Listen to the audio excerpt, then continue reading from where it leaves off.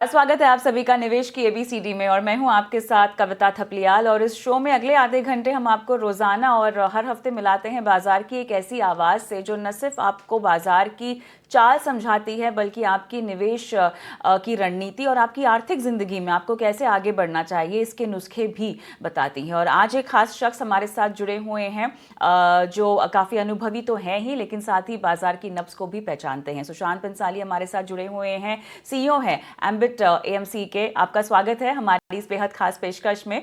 और सवाल बहुत सारे होंगे, जैसे कि शो का नाम है निवेश की एबीसीडी, हल्की भाषा में आसान भाषा में आपसे बातचीत होगी इन्वेस्टमेंट की सुशांत। लेकिन जो हेडलाइन में है शुरुआत उसी से करना चाहती हूँ। मिले आप वित्त मंत्री साहिबा से, क्या बातचीत हुई? वैसे तो हम सब जानते ही हैं क्या क्या उम्मीदें रही हैं कैपिटल मार्केट्स की, पर उसके अलावा किस तरह का रुख सरकार की तरफ से आप लोगों को समझ में आ रहा है, किस मुद्दों पर अगर बातचीत हुई है, अगर आप बता सकें। धन्यवाद शो पे बुलाने के लिए कविता। काफ़ी अच्छी मीटिंग रही हमारी मैडम के साथ। आई थिंक सरकार की तरफ से इट्स मोर ऑफ कि लिसनिंग मोड में सरकार थी कि आप बताइए इकोनॉमी को आगे बढ़ाने के लिए इन्वेस्टमेंट्स की स्तर दर बढ़ाने के लिए क्या उपाय करने चाहिए, क्या आपको ईज ऑफ डूइंग बिजनेस के लिए क्या स्टेप्स लगाने चाहिए, क्या एक्सपेक्टेशंस है पार्टिसिपेंट्स की। इस पे आई थिंक फोकस रहा एंड काफ़ी सारे पार्टिसिपेंट्स थे हम साथ में and from each segment of capital markets. So काफ़ी आई थिंक आइडियाज़ हम लोगों ने मैडम और स्टेट मिनिस्टर के सामने अलॉन्ग विद देयर टीम रखे थे और काफ़ी अच्छा डिस्कशन हुआ एंड आई थिंक सरकार इस स्तर पे ऑलमोस्ट 8 सेशन ऑलरेडी कर चुकी है एंड मेरे हिसाब से एक बहुत अच्छा ये एक तरीका है पब्लिक की आवाज़ अंदर लाने के लिए गवर्नमेंट की साइड से। एंड आई थिंक उनके पास अच्छा काफ़ी समय है, 2-3 महीने हैं अभी इस पे काम करने के लिए। तो आई थिंक पूरी इंडस्ट्री को डिफरेंट सेगमेंट्स को उन्होंने सुना है और उसके ऊपर से आई थिंक वो तय करेंगे कि क्या प्रपोजल्स इस बजट में लेके आ सकते हैं। सो काफ़ी अच्छा सेशन रहा। बिल्कुल, बिल्कुल। देखिए, जहाँ तक कैपिटल मार्केट्स को बूस्ट करने की बात है, रेगुलेटर हो या रिफॉर्म्स को लेकर सवाल हो, हमेशा से हमने देखा है कि सरकार आगे ही बढ़ी है। अब की बार देखिए, हम एक ऐसे इन्वेस्टर बेस को भी देख रहे हैं सुशांत, और आप हमसे बेहतर जानते हैं कि लोगों की पार्टिसिपेशन बढ़ रही है, लेकिन उसी के साथ साथ पैरेलली बहुत सारी ऐसी चीज़ें हो रही हैं जहाँ पर एहतियात बरतने की ज़रूरत है, जहाँ पर इंफॉर्मेशन को फिल्टर आउट करने की ज़रूरत है, प्रोटेक्शन की भी बहुत ज़रूरत है। क्या इन मुद्दों पर जोर दिया गया है? एफएनओ जैसे मामलों में हम लगातार देख रहे हैं कि रेगुलेटर भी आगाह करता है, सरकार ने भी यहाँ पर पॉलिसियाँ टाइट करने के लिए कदम बढ़ाए हैं, फिर भी हम देखते हैं कि लोग जो है सावधानी बरत नहीं पाते हैं, घाटे का शिकार हो जाते हैं, अपनी मेहनत की पूंजी गंवा बैठते हैं। क्या ये एक कंसर्न रहा है? जी डेफिनेटली आई थिंक ये तो सब जगह चर्चा चली रही है कैसे निवेश को बचाया जाए भ्रमित एडवर्टाइजमेंट से, भ्रमित वादों से। और उस पे गवर्नमेंट का काफ़ी फोकस रहा है और कुछ आइडियाज़ भी डिस्कस किए इस बारे में कि कैसे लॉन्ग टर्म प्रोत्साहित किया जाए इन्वेस्टर्स को इन्वेस्ट करने के लिए सो दैट कम हमारे जो इकोनॉमी का सेविंग्स रेट है वो अच्छे स्तर पर चलता रहे जैसे हिस्टोरिकली हुआ है। बिल्कुल। यहाँ पर टैक्स को लेकर और ख़ासतौर से डेट पर कोई बातचीत हो पाई? मेरे ख्याल से ये बहुत ही लॉन्ग पेंडिंग मामला है जो हम इंडस्ट्री के तौर पे अगर हम देखें तो गुहार कई बार लग चुकी है। एसटीटी डेफिनेटली एक मुद्दा रहा है। इन सब पर जब बातचीत हुई तो कोई पॉजिटिव संकेत? नहीं, जैसे मैंने आपको बताया गवर्नमेंट लिसनिंग मोड में थी। सब लोगों ने अपने अपने प्रपोजल प्रस्तुत किए गवर्नमेंट के सामने बट ना कुछ कंफर्मेशन ना एफर्मेशन आई थिंक इंडिकेशन कुछ ऐसा गवर्नमेंट ने दिया। आई थिंक उनका तात्पर्य सीधा था इस मीटिंग से कि हम यहाँ पे सुनने आए हैं कि आप लोगों को क्या क्या चाहिए सो दैट निवेशकों का लॉन्ग टर्म में इन्वेस्टमेंट रेट बना रहे इंडियन इकोनॉमी पे।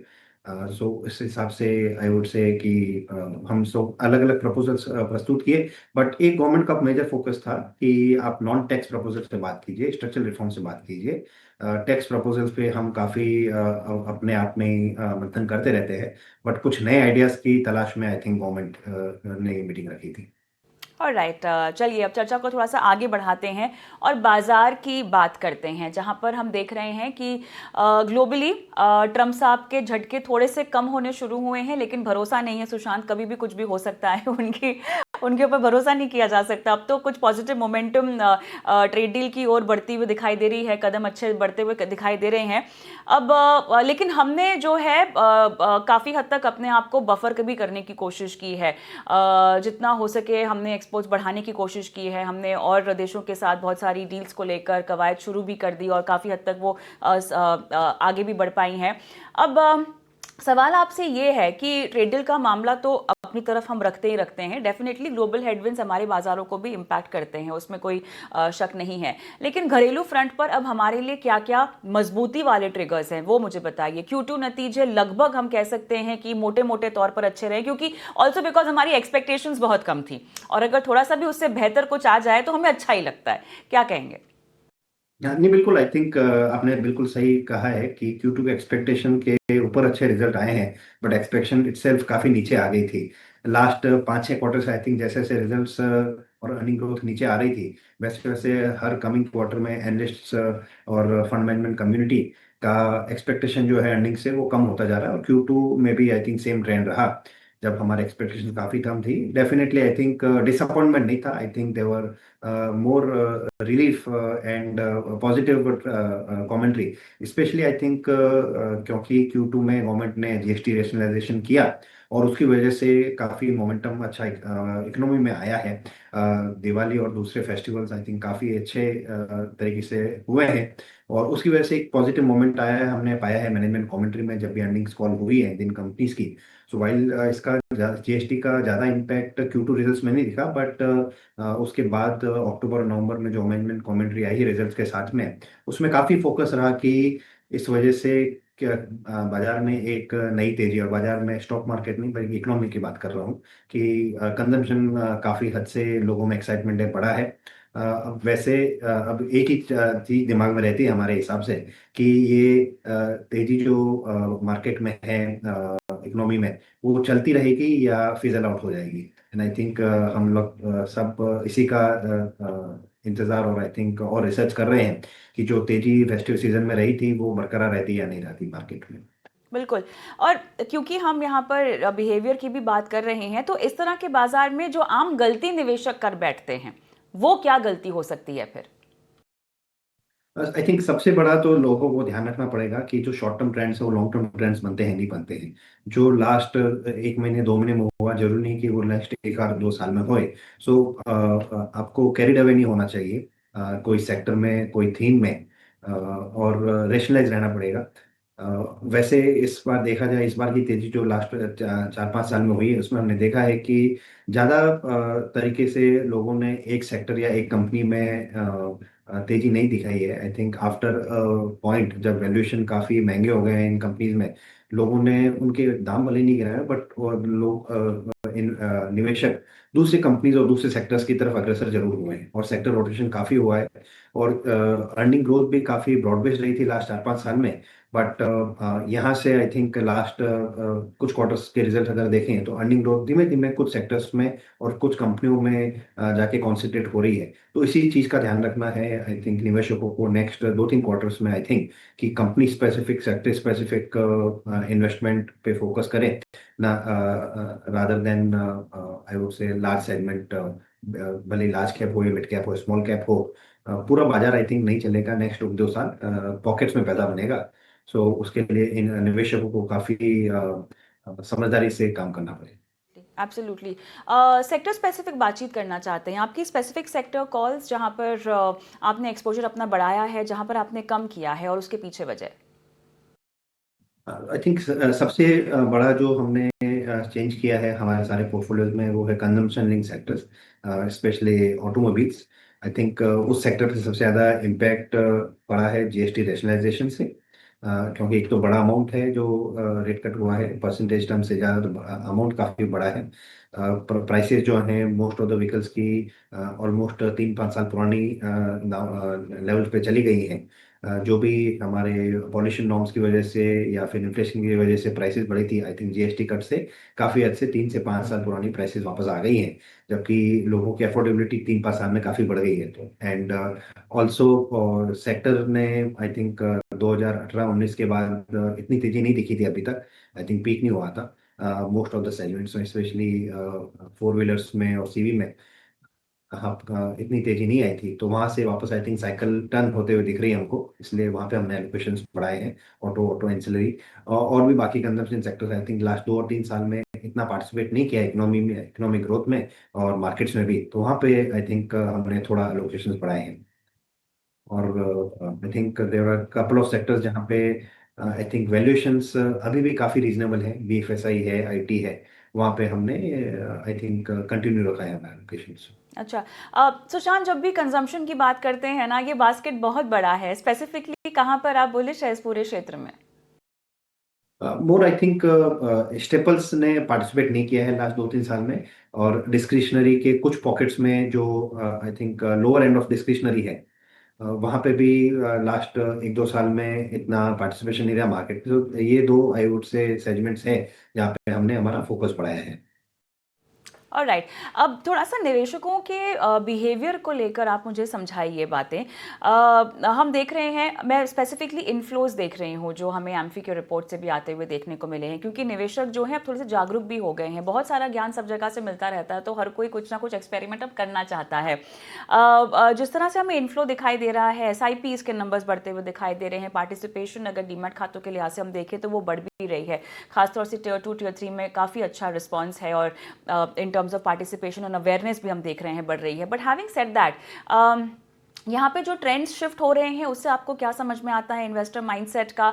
और दूसरा, आज का जो निवेशक है सुशांत, वो केवल इक्विटी से जुड़ा नहीं है, वो सब कुछ ट्राई कर रहा है ना। इक्विटी तो उसने चख लिया पैंडेमिक के वक्त, ठीक है। अब वो उसके आगे बढ़कर वो क्रिप्टो भी करना चाहता है, वो बाकी सब चीज़ें भी एक्सपेरिमेंट कर रहा है। तो ओवरऑल माहौल हमारे देश में इक्विटी मार्केट को लेकर कैसे बनता हुआ आप देख रहे हैं? ऐसा निवेशक जो कि एक्सपेरिमेंट भी सब कुछ करना चाहता है, उसकी उत्सुकता बढ़ रही है।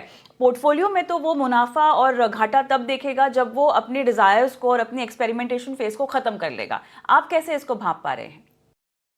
आई थिंक जैसे जैसे इनकम का लेवल बढ़ता है, आदमी हर इंसान की इच्छा होती है कुछ नया करने की। आई थिंक निवेशकों का भी यही हाल है कि सिंपल चीज से जब पैसा बन गया है तो थोड़ा कॉम्प्लिकेट करें लाइफ को। एंड आई थिंक इसीलिए लोग हर असेट क्लास में जा रहे हैं और आई थिंक थोड़ा जरूर से ज़्यादा रिस्क ले रहे हैं। और इन सब का एंड नतीजा आई थिंक काफ़ी अच्छा नहीं होता है। सो उन लोगों को आई थिंक सिंप्लिसिटी रख के आई थिंक इन्वेस्टमेंट करना चाहिए। हैविंग सेड दैट, जैसे जैसे इनकम बढ़ती है वैसे वैसे आप छोटे मोटे अगर बेट्स लेते हैं दूसरे सेक्टर में, I think it's a good learning process. और हमने हमें हमेशा देखा है इंसान अपनी गलतियों से ही सीखता है, दूसरों की गलतियों से कभी सीखता नहीं है। बिल्कुल, आप सही कह रहे हैं। अब ये जिक्र निकला ही है, तो आप तो मेरे ख्याल से फाइनेंशियल मार्केट से काफ़ी अरसों से जुड़े हुए हैं। आपके अनुभव का तो हम फ़ायदा उठा ही रहे हैं चर्चा करके। लेकिन सुशांत, जब आप भी नए थे, जब आपने भी शुरुआत किया होगा, शुरुआत कहीं से तो हर कोई करता ही है, आपसे भी कुछ गलतियां हुई होंगी। क्या थी वो गलतियां?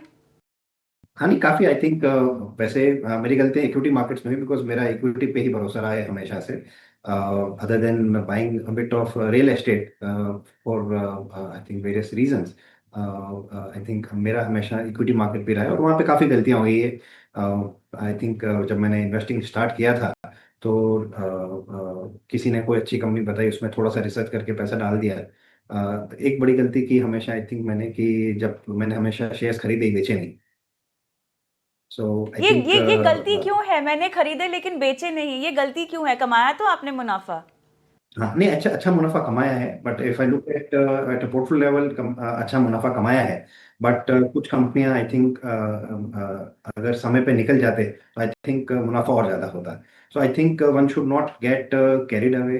लोगों को स्टॉक के साथ में आई थिंक शादी नहीं करनी चाहिए, हमेशा बनना नहीं चाहिए। तो आपको मूव ऑन होना पड़ेगा।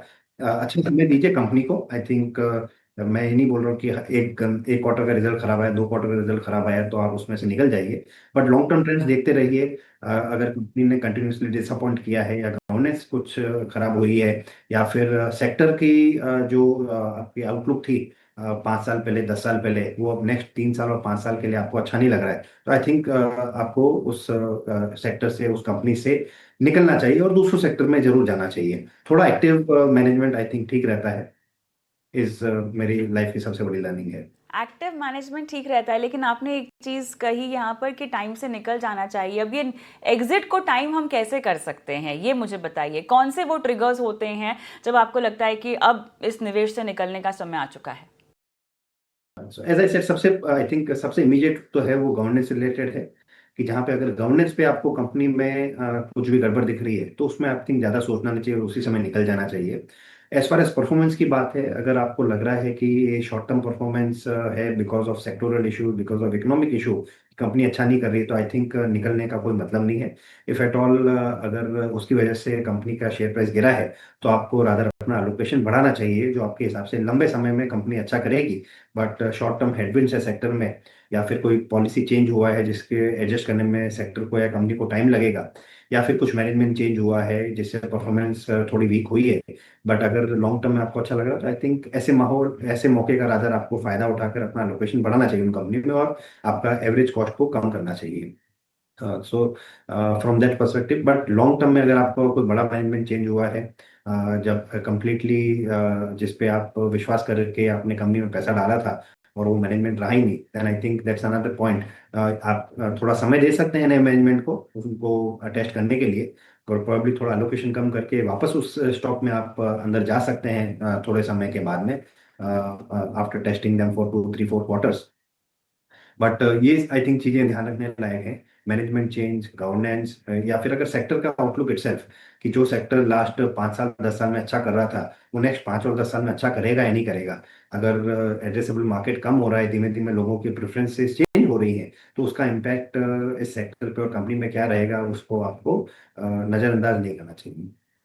बिल्कुल, बुनियादी बातें जो हर निवेशक को ध्यान में रखनी चाहिए। लेकिन अब भारत की प्लेसमेंट की बात करते हैं as compare to other emerging markets. कैसे आपको भारत दिखाई दे रहा है? I think we are in a wonderful situation. हम लोग आई थिंक काफी ब्लेस्ड हैं कि इस इरा में हम इस मार्केट में हैं। आई थिंक जिस हिसाब से जापानीज इकोनॉमी चली थी 1960 से 1990 के बीच में, या चाइनीज इकोनॉमी चली 1990 से 2020 के बीच में, आई थिंक भारतीय इकोनॉमी का ये स्वर्णिम युग है, 2020 से शायद 2052 53 तक, जब डेमोग्राफिक डिविडेंड जिसकी हम बात करते हैं वो पॉजिटिव रहेगा इस टाइम पे। और इसी पीरियड में काफी ग्लोबल इकोनॉमी में जब भी उनका पॉजिटिव रहा है, तो उन इकोनॉमी ने काफी अच्छा किया है। I think India economy is quite big, और अच्छा आई थिंक बड़ी बात यह है कि Indian economy self sufficient economy है। हमारी इकोनॉमी, जैसे Japanese economy, the economy size itself is very small, right, but उन्होंने काफ़ी एक्सपोर्ट किया, टेक्नोलॉजी यूज़ करके काफ़ी एक्सपोर्ट किया। चाइनीज इकोनॉमी, उनका पॉपुलेशन बड़ा है, बट उनका बड़ा फोकस हमेशा रहा कि कैसे संसार की फैक्ट्री बन जाए, और पूरा एक्सपोर्ट विद फ्रेंचाइज बनाई चाइना ने स्केल अप करके। इंडिया इकोनॉमी आई थिंक काफ़ी अलग है, जहाँ पे एक बड़ा कंजम्पशन पैटर्न है, पॉपुलेशन का इनकम धीमे धीमे बढ़ रहा है, और उसकी वजह से कंजम्पशन पैटर्न काफी है। तो Indian economy which is primarily service and agriculture and now getting into manufacturing, वहाँ पे consumption trend is much bigger as compare to I would say other economies. और उसकी उस तरीके से आप देखते हैं, और एक और जो बड़ा डिफरेंस जो आपके, बिकॉज आपने एमर्जिंग मार्केट से रिलेटेड पूछा इंडिया की तरफ, तो most of the emerging markets अगर आप देखेंगे, they are very resource dependent. कहीं पे या तो ऑयल बड़ा है, या कहीं पे मेटल्स बड़ा है, कहीं पे मिनरल्स बड़ा है। बट इंडिया एक आई थिंक अलग तरीके का इमर्जिंग मार्केट है, जहाँ पे एक बड़ा पॉपुलेशन है, एक बड़ा कंजम्पशन ट्रेंड है, और हम लोग सेल्फ सफिशिएंट है। हमारा I think other than oil, हमारा निर्भरता किसी और चीज के लिए वर्ल्ड मार्केट में नहीं है। Of course in this market of efficiency हम इंपोर्ट करेंगे और एक्सपोर्ट भी करेंगे काफ़ी चीज़ों का, but self sufficient as economy है, जो आई थिंक हमें काफ़ी डिफरेंशिएट करती है बाकी सब इमर्जिंग मार्केट से। तो कोई एक मेटल का या मिनरल का प्राइस या ऑयल का प्राइस अगर चेंज होता है, तो हमारी इकोनॉमी ऊपर नीचे नहीं होती है, जो कि most of the emerging markets में अगर आप देखेंगे, तो ये एक कॉमन फैक्टर है। बिल्कुल, थोड़ा-सा mid cap, small cap space पे हम बातचीत कर लेते हैं, फ़ोकस कर लेते हैं और स्मॉल कैप्स में ख़ास तौर से क्योंकि निवेशकों का रुझान ज़्यादा होता है, अभी समय है हाथ जलाने का या थोड़ा-सा आपको लगता है कि बेहतर समय आ चुका है, रहा जा सकता है? नहीं, आई थिंक स्मॉल कैप और मिड कैप इस बार मंदी ज़्यादा नहीं आई। आई थिंक पीक ड्रॉडाउन जो जनवरी फरवरी में पूरे मार्केट लेवल पे हुए थे वो 20-25-30% ही थे। हिस्टोरिकली हमने देखा है कि small caps can be down 50-60% also when liquidity disappears. But इस समय आई थिंक जिस हिसाब से इक्विटी कल्चर बढ़ा है इस इकोनॉमी में लास्ट 5 साल में, और इतने सारे नए निवेशक जुड़े हैं इस मार्केट में, आई थिंक ये ट्रेंड कंटिन्यू रहेगा और ड्रॉडाउन लिमिटेड रहेंगे। साल 1.5 साल से आई थिंक पैसा नहीं बना है स्मॉल कैप सेगमेंट में, मिड कैप सेगमेंट में। हिस्टोरिकली हमने देखा है कि 1.5-2 साल से ज़्यादा टाइम ऐसा रहता नहीं है। So I think very soon markets will start recovering, और अगर अर्निंग ग्रोथ Q3 और Q4 की स्मॉल कैप सेगमेंट में अगर वापस आ जाती है, H2 is better than H1, then I think लोग स्मॉल कैप्स की तरफ वापस आकर्षित होंगे। और जैसे जैसे मार्केट में लिक्विडिटी आई थिंक आएगी, वैसे वैसे small cap as a segment अच्छा करेगा फॉर इन निवेशकों के लिए। सुशांत, थोड़ा-सा चर्चा को हम ब्याज दरों के लिहाज से, इंटरेस्ट रेट के लिहाज से भी समझना चाहते हैं। देखिए, यूएस में तो अब जिस तरह से मिनट्स जारी हुए हैं और जहाँ पर हमने देखा है कि थोड़ा-सा डिसएग्रीमेंट दिखाई दे रहा है इन्फ्लेशन और लेबर मार्केट को लेकर। अब पॉलिसी में क्या आएगा, हमें पता चलेगा, लेकिन जितने भी इशारे हो रहे हैं थोड़ा-सा चाहिए उन्हें रेट कट, लेकिन इकोनॉमिक कंडीशंस फेवर नहीं कर रही हैं हमारे, जबकि हम देख रहे हैं कि सब कुछ हमारे फेवर में है। किस ओर आपको लगता है कि यूएस का सेंट्रल बैंक अपना कदम बढ़ाएगा और हमारे सेंट्रल बैंक आरबीआई की तरफ से हम आगे बढ़ता हुआ कदम देखेंगे? आई थिंक यूएस में काफी कंफ्यूजिंग सिचुएशन है। आई थिंक गवर्नमेंट का काफी फोकस है कि इंटरेस्ट रेट कम होने चाहिए, जबकि इकोनॉमिक डेटा सजेस्ट कर रहा है कि इन्फ्लेशन बढ़ रहा है। तो इसलिए सेंट्रल बैंक जो फेडरल बैंक है वहाँ का, वो आई थिंक काफी कॉशियस है। And there is lot of confusion there, तो बिकॉज डेटा सजेस्ट कुछ और कर रहा है, गवर्नमेंट का पोजीशन कुछ और है। तो आई थिंक हम इस पे काफी कंफर्मिटी से नहीं कर पाएंगे कि क्या रुख रहेगा फेड का वहां पर। आई थिंक इंटरेस्ट रेट थोड़े कम करना चालू किए हैं, सो एटलीस्ट आई थिंक ये इसी स्तर पर रह सकते हैं। इसी हिसाब से प्लानिंग करनी चाहिए निवेशकों को, rather then taking a view कि इंटरेस्ट रेट बढ़ेंगे या घटेंगे, बिकॉज कॉन्ट्रोडिक्टरी सिचुएशन हो रही है। इंडिया की बात करें तो definitely I think we are I think in a great situation. 2025 में काफी जियो पोलिटिकल मूवमेंट्स हुए, including India Pakistan war as well. तो 2025 काफी कठिन था, काफी चुनौतियों भरा था। I think 2026 should be better. Earning growth भी वापस मोमेंटम लग रहा है, आ रही है after the GST rate cut rationalisation. और इंटरेस्ट रेट हमारे यहाँ तो inflation I think every passing quarter कम ही हो रहा है। I think historical low levels में है। I think in my life I have not seen इतना बड़ा period of low inflation in India. But I think जो लास्ट 5 साल में इन्फ्लेशन का ट्रेंड रहा है, I think that will be the long term trend in India on inflation. Historically हम 8-10% inflation ही हमने देखा है, उसी हिसाब से हमारे आई थिंक सैलरी एडजस्टमेंट्स भी होते रहे हैं। बट इफ अगर हम कंटिन्यूसली 5 या उससे कम स्तर के इन्फ्लेशन पे मेंटेन रहेंगे, तो आई थिंक हमें उस हिसाब से बाजार को देखना होगा कि इंटरेस्ट रेट लो रहेंगे। तो हमारी एक्सपेक्टेशन जो रिटर्न की रहती है मार्केट से, वो भी अब थोड़ी म्यूटेड होनी चाहिए। जब इंटरेस्ट रेट 6-7% थे और इन्फ्लेशन 8-9% था, तो मार्केट में 15% रिटर्न बन रहा था। बट अगर इन्फ्लेशन कम हो रहा है और इंटरेस्ट रेट्स कम रहेंगे, तो मार्केट के रिटर्न भी आई थिंक कम होंगे। और हमें 10-12% रिटर्न को 14-15 रिटर्न के बराबर ही समझना चाहिए in this low inflation environment in the next few years. Absolutely. Portfolio के लिहाज से, दर्शकों के पोर्टफोलियो के लिहाज से मैं समझना चाहती हूँ, क्या ये समय आ गया है कि थोड़ा सा लार्ज कैप हैवी हो लिया जाए इक्विटी में, अगर आपको डाइवर्सिफिकेशन का कोई भी रूल फॉलो करना हो तो? मेरे हिसाब से लार्ज कैप में जाने का समय 1 साल पहले था, जब आपको एलोकेशन बढ़ाने चाहिए थे, जब एक स्मॉल और मिड कैप्स के वैल्यूएशंस काफी हाई थे कंपैरेटिवली टू हिस्टोरिकल वैल्यूएशन। ये समय पे मेरे हिसाब से जो आपका एलोकेशन उसी में रहना चाहिए। अगर Q3 के रिजल्ट्स अच्छे आते हैं that's the time I would से कि स्मॉल कैप और मिड कैप के एलोकेशन आपको बढ़ाने चाहिए। बट अगर Q3 नहीं तो Q4 का वेट कीजिए, तो जब अर्निंग ग्रोथ वापस सिस्टम में आएगी उसी से मैं आपको एलोकेशन बढ़ाना चाहिए। ऐसा नहीं है कि लार्ज कैप्स अभी चीप वैल्यूशन पे है। I think all segments of the market are reasonably valued. Small caps probably can crack a bit more. Who knows? But अगर अर्निंग ग्रोथ वापस आ जाती तो आई थिंक वो क्रैकडाउन भी नहीं होगा, और आई थिंक बाजार वापस एक नए हाई पे जाएगा स्मॉल कैप और मिड कैप्स में। चलिए, इसी के साथ सवाल हमारे पास बहुत है लेकिन समय समाप्त हुआ सुशांत। लेकिन आप जुड़े, इतनी बारीकी से जानकारी दी और समझाया निवेशकों को कैसे आगे बढ़ना चाहिए इक्विटी में अपनी रणनीति को लेकर। शुक्रिया समय देने के लिए। धन्यवाद। चलिए, इसी के साथ निवेश की एबीसीडी में आज मुझे भी इजाजत दें, लेकिन आपसे मुलाकात होगी अगले हफ्ते एक नए मेहमान के साथ, एक नई आवाज़ के साथ और नए दृष्टिकोण के साथ। नमस्कार।